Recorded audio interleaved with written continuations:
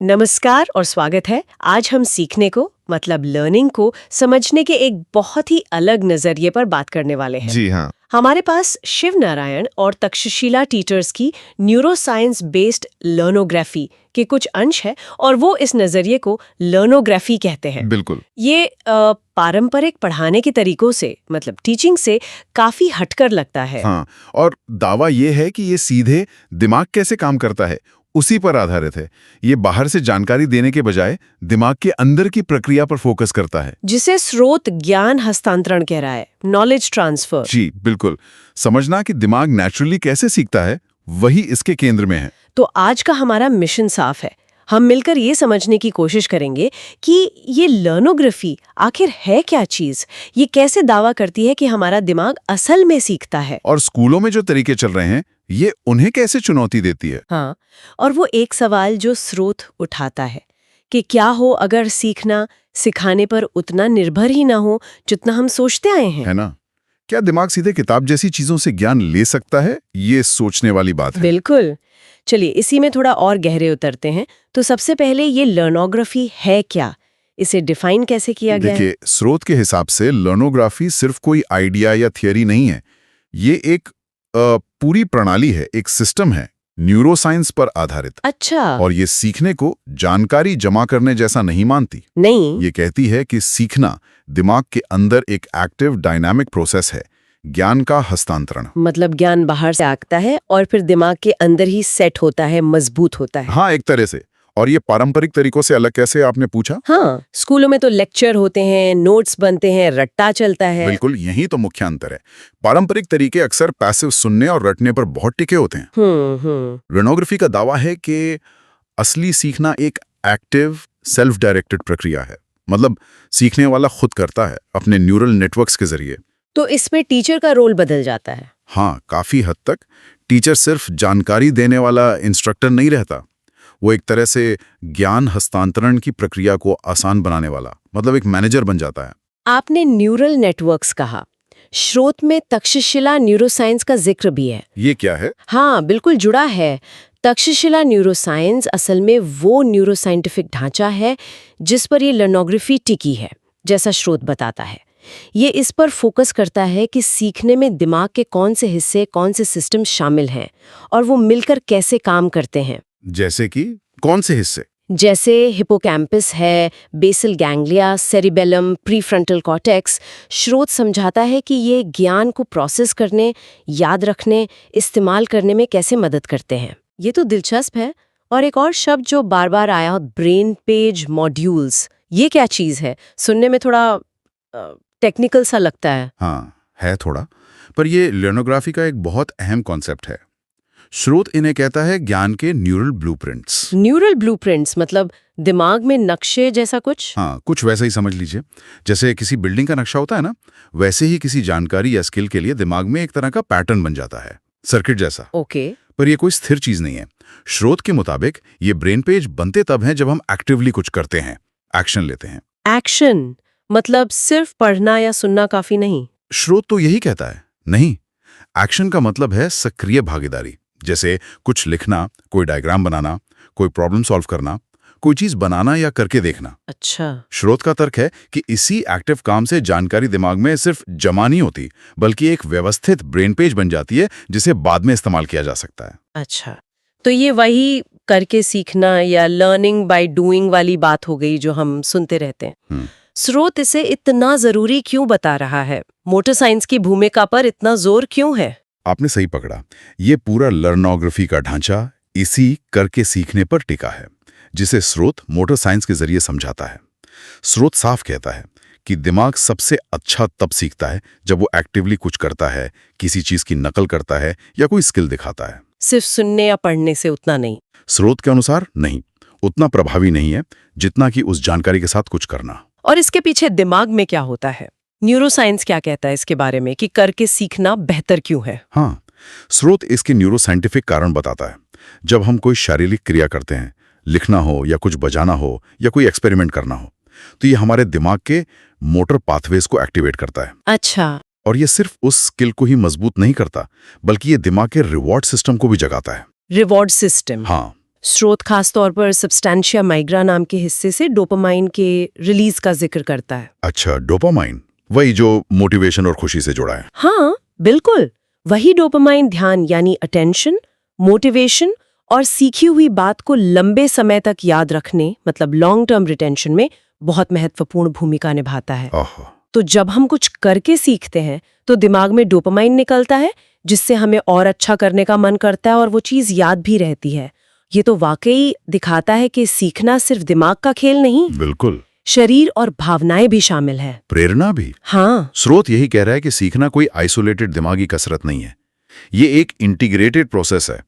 इसमें हमारी शारीरिक क्रियाएं, हमारी सोचने समझने की प्रक्रिया और हमारी भावनाएं मतलब लिम्बिक सिस्टम सब मिलकर काम करते हैं। ज्ञान का सिर्फ दिमाग में होना काफी नहीं है, उसे एक्शन में बदलना, उसे इस्तेमाल करना, इसी से वो ज्ञान गहरा और टिकाऊ बनता है। लर्नोग्राफी इसी मोटर आधारित एक्टिव सीखने को सेंटर में रखती है। शैली, अब उन खास दिमागी हिस्सों पर आते हैं जिनका जिक्र आपने पहले किया था। स्रोत में बार बार नाम आते हैं इनके। तो जब हम ये करके सीख रहे होते हैं, दिमाग के अंदर कौन से हिस्से ज्यादा एक्टिव होते हैं और उनका रोल क्या है? स्रोत क्या बताता है? यहाँ बात वाकई दिलचस्प हो जाती है। हाँ, स्रोत कई अहम हिस्सों और उनके नेटवर्क्स पर ध्यान देता है। सबसे पहले तो हिप्पोकैम्पस है। हिप्पोकैम्पस मेमोरी के लिए जरूरी है ना? हाँ, बहुत जरूरी। नई जानकारी को ऑर्गेनाइज करने और उसे शॉर्ट टर्म से लॉन्ग टर्म मेमोरी में भेजने के लिए, खासकर नई फैक्ट्स वाली जानकारी, जिसे डिक्लेरेटिव मेमोरी कहते हैं। और बेसल गैंग्लिया का भी नाम था। सही, बेसल गैंग्लिया प्रोसीजरल लर्निंग और मोटर लर्निंग के लिए महत्वपूर्ण है। प्रोसीजरल लर्निंग मतलब वो स्किल्स जो अभ्यास से धीरे धीरे ऑटोमेटिक हो जाती हैं, जैसे साइकिल चलाना, टाइपिंग करना या कोई म्यूजिकल इंस्ट्रूमेंट बजाना। आदतें बनाने में भी इसका रोल है। अच्छा, और सेरिबेलम, वो तो बैलेंस के लिए सुना था। हाँ, बैलेंस के अलावा भी स्रोत बताता है कि ये मोटर परफॉर्मेंस को बेहतर बनाने, उसमें बारीकी लाने मतलब प्रेसिजन लाने और समय के साथ स्किल को रिफाइन करने में मदद करता है। अच्छा, सोचिए, जब आप पहली बार कोई मुश्किल शारीरिक काम करते हैं और फिर प्रैक्टिस से उसमें माहिर हो जाते हैं, तो सेरिबेलम का इसमें बड़ा हाथ होता है। और प्रीफ्रंटल कॉर्टेक्स, ये तो दिमाग का बॉस जैसा है। हाँ बिल्कुल, ये हायर लेवल के सोचने वाले कामों का सेंटर है। प्लानिंग करना, फैसले लेना, प्रॉब्लम सॉल्विंग, ध्यान देना, अपने इमोशंस और बिहेवियर को कंट्रोल करना। सीखने में इसका क्या रोल है? सीखने में ये लक्ष्य बनाने, स्ट्रैटेजी बनाने और नतीजों को समझने में मदद करता है। स्रोत में दो और नाम थे, इंसुलर ब्रेन या जाइड ब्रेन और पोस्टीरियर सिंगुलेट कॉर्टेक्स। इनका क्या काम बताया गया? देखिए, स्रोत इंसुलर ब्रेन या जाइड ब्रेन को ब्रेन पेज मॉड्यूलेशन का एक सेंट्रल हब कहता है। ब्रेन पेज मॉड्यूलेशन मतलब शायद ये ब्रेन पेज के बनने और उनमें बदलाव होने के प्रोसेस को कंट्रोल करने में अहम है। और पोस्टीरियर सिंगुलेट कॉर्टेक्स को डिफॉल्ट मोड नेटवर्क DMN का एक मुख्य हिस्सा बताया गया है। Default mode network? हाँ, ये नेटवर्क तब एक्टिव होता है जब हम आराम कर रहे होते हैं या हमारा ध्यान बाहर की दुनिया पर नहीं होता। लर्नोग्राफी का दावा है कि इस रेस्टिंग स्टेट में ये PCC मेमोरी सेंटर्स तक ज्ञान पहुंचाने में मदद करता है, मतलब सीखी हुई चीजों को कंसोलिडेट करता है, पक्का करता है। तो ये सब अलग अलग हिस्से तो हैं, लेकिन लर्नोग्राफी के नजरिए से ये मिलकर कैसे काम करते हैं? क्या ये सिर्फ लिस्ट है या कोई पूरी तस्वीर भी बनती है? यही तो आकर्षक बात है। लर्नोग्राफी इन्हें अलग अलग नहीं देखती। स्रोत का तर्क है कि ये सारे systems, hippocampus, basal ganglia, cerebellum, cortex और बाकी नेटवर्क्स, ये सब ज्ञान हस्तांतरण और ब्रेन पेज बनाने के लिए एक साथ काम करते हैं, एक कॉम्प्लेक्स डांस की तरह।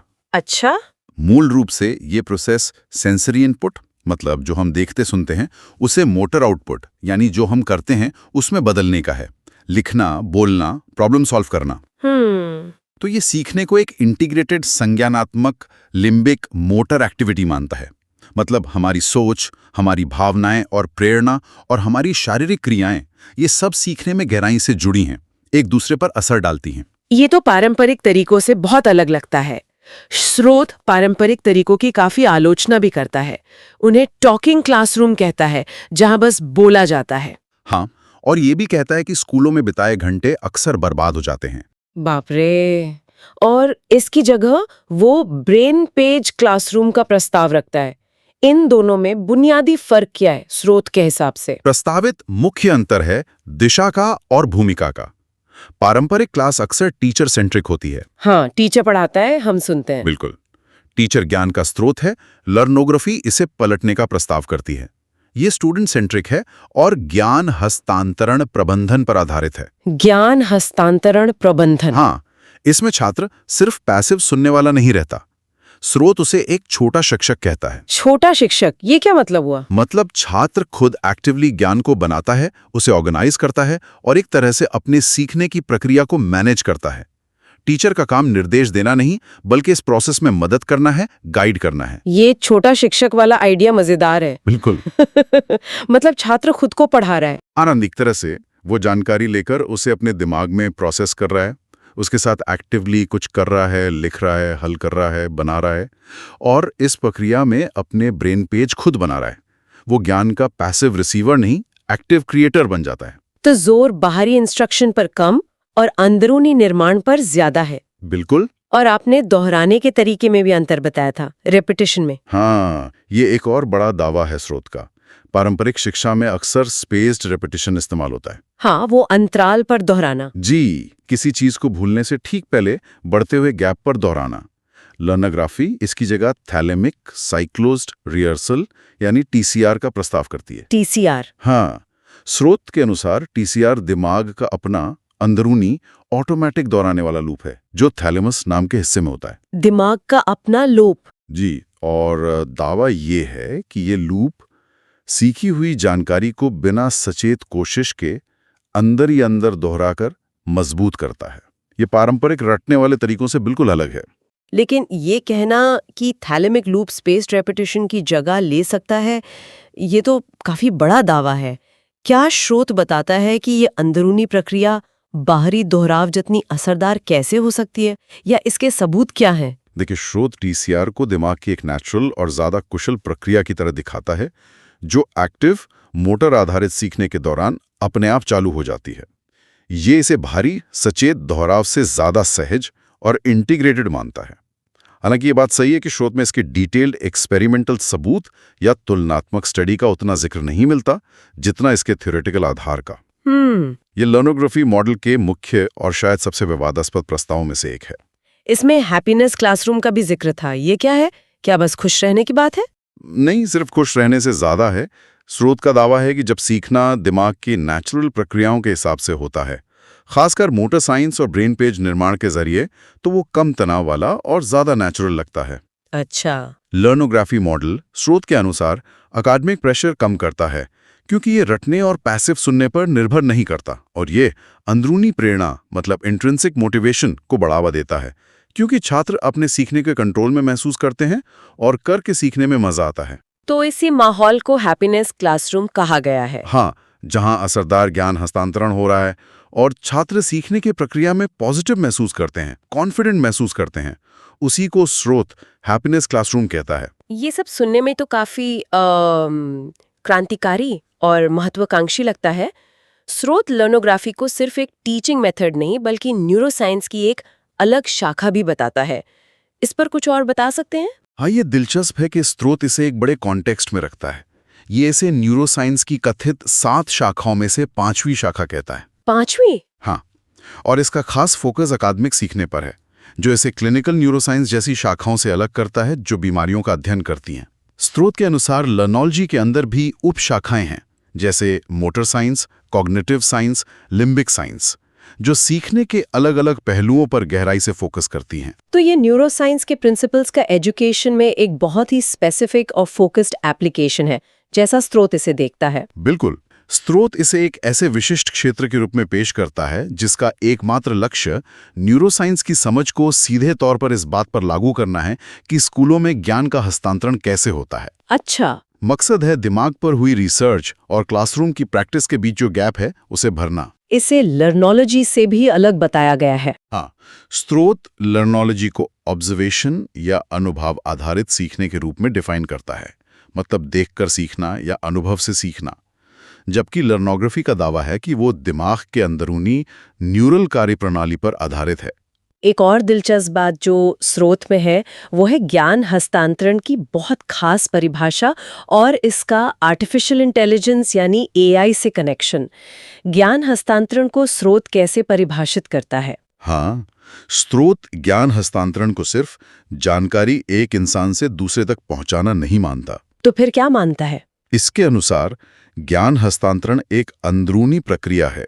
दिमाग के भीतर ज्ञान के मॉडल्स को एक हिस्से से दूसरे में ले जाना, उन्हें प्रोसेस करना और उनसे ब्रेन पेज बनाना, और उससे भी जरूरी उस बने हुए ज्ञान को नई अलग सिचुएशन में सफलतापूर्वक इस्तेमाल कर पाना। ठीक है, और एआई से इसका क्या कनेक्शन बताया गया है? ये थोड़ा अप्रत्याशित सा लगा। स्रोत यहाँ एक दिलचस्प तर्क देता है। कॉन्सेप्ट यह है कि जिन एल्गोरिदम पर एआई और खासकर मशीन लर्निंग काम करते हैं, वो कहीं न कहीं इंसान कैसे सीखता है उसे समझने से ही प्रेरित हैं या विकसित हुए हैं। अच्छा। स्रोत खासतौर पर दावा करता है कि ब्रेन पेज सिद्धांत, मतलब जिस तरह इंसान अनुभव और एक्शन से ज्ञान के न्यूरल पैटर्न बनाता है, उसे समझने से ही एआई के लर्निंग मॉडल विकसित हुए हैं। तो ह्यूमन लोनोग्राफी मशीन लोनोग्राफी को गाइड करती है। हाँ, स्रोत का तर्क यही है कि ह्यूमन लोनोग्राफी मशीन लोनोग्राफी को सूचित करती है, उसे बेहतर बनाने में मदद करती है। एक तरह से स्रोत कह रहा है कि इंसान कैसे सीखता है, उसके गहरे पैटर्न को समझकर ही हम मशीनों को ज्यादा असरदार तरीके से सिखाने के तरीके बना पाए हैं। तो हमारे दिमाग के सीखने के तरीके एआई के विकास की नींव में है। ये सोचने वाली बात है। चलिए, अब स्रोत के मुख्य निष्कर्ष या की फाइंडिंग्स वाले हिस्से पर एक नजर डालते हैं। उसमें से कुछ सबसे जरूरी दावे कौन से हैं? स्रोत कई निष्कर्ष देता है, लेकिन कुछ खास जिन पर बार-बार जोर है वो ये हैं। पहला, कि ब्रेन पेज का विकास ही ज्ञान हस्तांतरण का असली आधार है।